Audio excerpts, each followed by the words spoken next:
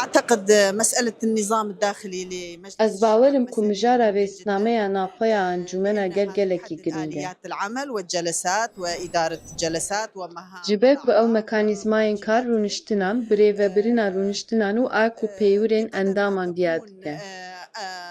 مناقشاتنا دقيقة وعميقة بقدر ما Çi يكون qas عمل مجلس gotûbêjên me kur الشعب û hûr bin, dê di أسهل rojên في pêş de الأيام karê الماضية encûmena كانت gel ew نظرا qas hêsantir bibe û em ê rastî لمعوقات astengiyan النظام neyên.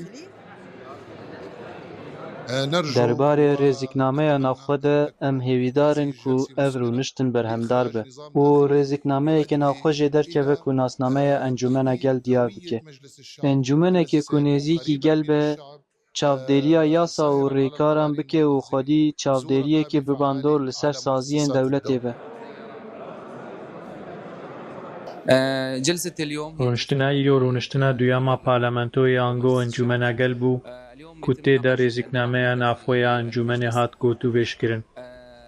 Me bi sersaxiyê dest pê kir paşê me derbasî erêkirina dengdana li ser rêzîknameya navxwebûn û parlamenteran jî erê kir ku ew gotûbêj bikin.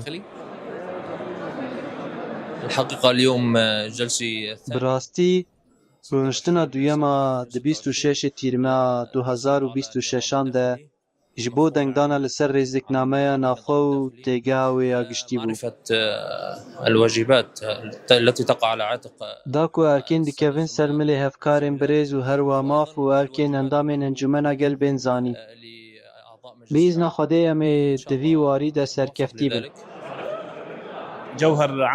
Cewherê karê me yê îro dê taybet be bi çavkaniya karê encûmena gel ku ew jî rêzîknameya navxwe ye. Rêzîknameya navxwe xwedî girîngiyeke mezin e ji ber ku mekanîzmayên kar, pêkanîna lijneyan û tiştên din hemû bi rênimayên taybet çarçoveya rêzîknameya navxwe de cih digirin.